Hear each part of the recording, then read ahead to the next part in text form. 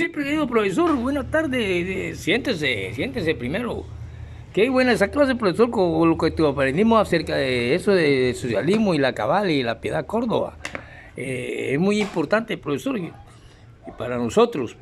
Claro, claro, querido estudiante, pero primero que todo es un fraternal abrazo y vamos a iniciar la clase para poder analizar lo que es la cátedra bolivariana y poder analizar lo que son las cuestiones de los diálogos neoliberales y el origen de las cuestiones precapitales y su influencia como consecuencia aquí en Sudamérica y en todo lo que se conoce como la América Latina, y de dónde viene el hambre según Massa y según Galeano y todas esas cuestiones en lo que se conoce como las venas abiertas de América.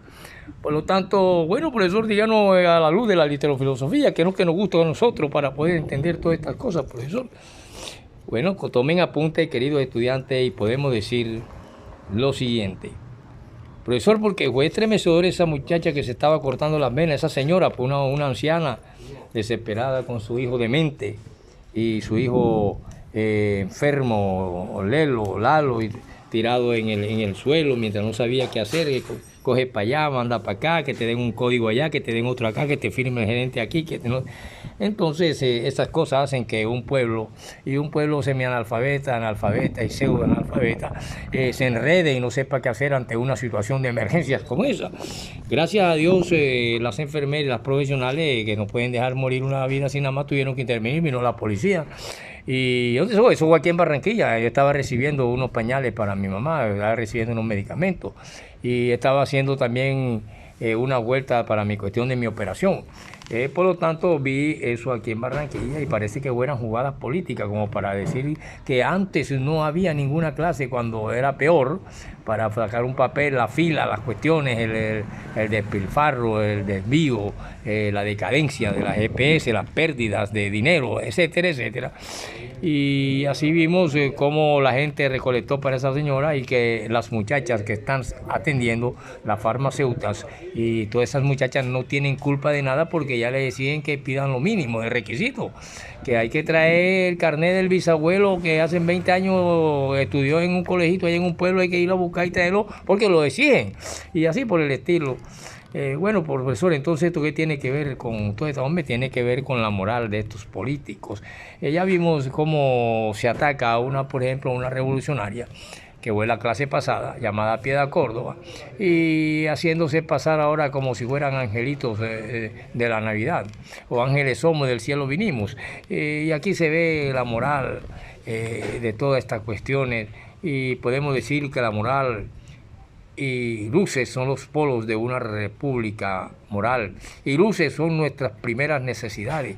Estas palabras las dijo Bolívar y son claves para la comprensión del modelo de Estado propuesto por él en Angostura. Llegó un momento en que promovió la idea de crearlas, se puede decir, o crearlas para entonces particulares instituciones de poder moral, cuando había moral. Ya se perdió todo eso y por eso ya esto es que se ha acabado tumba para estos mismos ya partidos que no pueden entrar a etapas superiores económicas y superestructuras económicas, como decía la historia de la humanidad. Podemos ver como complementarios los poderes clásicos, que deben constar de dos cámaras, una cámara para las cuestiones de la moral y una cámara para las cuestiones de la educación pública. La primera fue cuando se dispuso de poderes amplios y extraordinarios, compitiendo ellos entre sí, se incluía un control que abarataba tanto las actividades, o las abarcaba más bien, todas esas actividades que se conocieron como el poder ejecutivo, como la del legislativo. Y si esta Cámara llegase o hubiera logrado la conclusión y lleguésemos a una conclusión de que estos poderes habían violado principios éticos y morales de la República, entonces tenía el derecho de exigir su sustitución.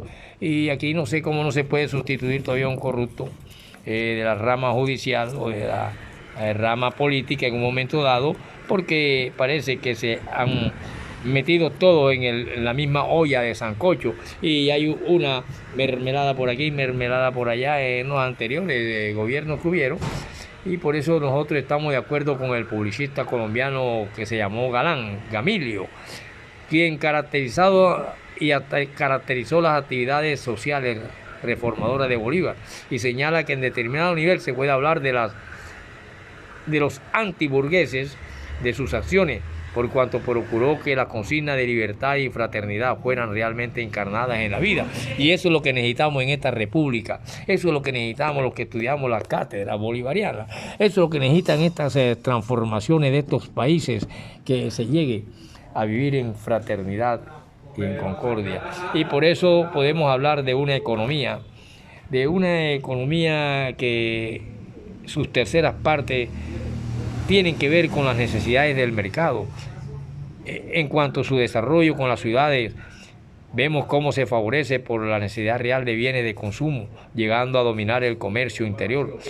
Y por esas cuestiones nosotros vimos que hubieron allá enfrentamientos de los intereses de los que se conocieron con los Nemenkulkas, con la política del gobierno bolchevique en aquellos entonces, de esos inicios de una clase revolucionaria, pero también antibélica, y por eso estudiamos la tradición antibélica del movimiento obrero internacional, por ejemplo.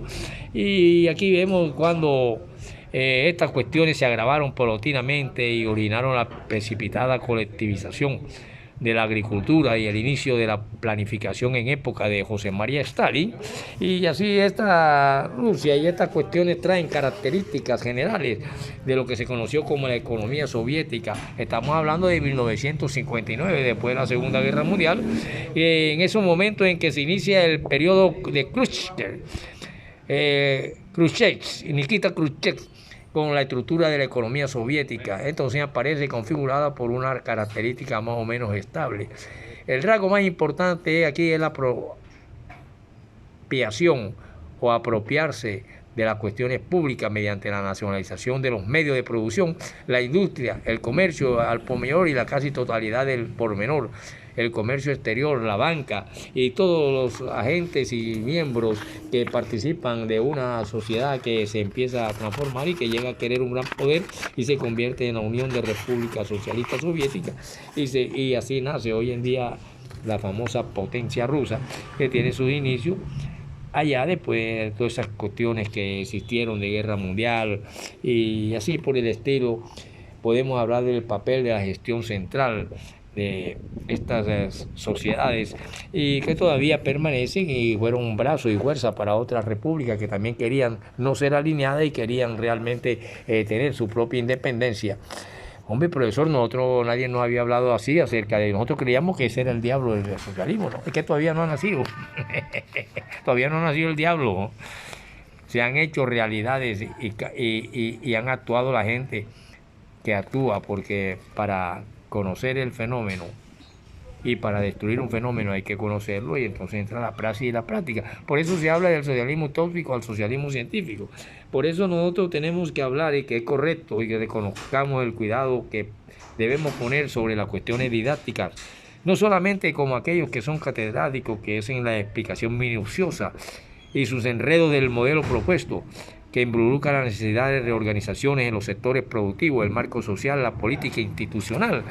Y así por el estilo nosotros podemos divagar sobre ese dinero que se convierte en el dios de los mediocres, del mediocre hombre burgués.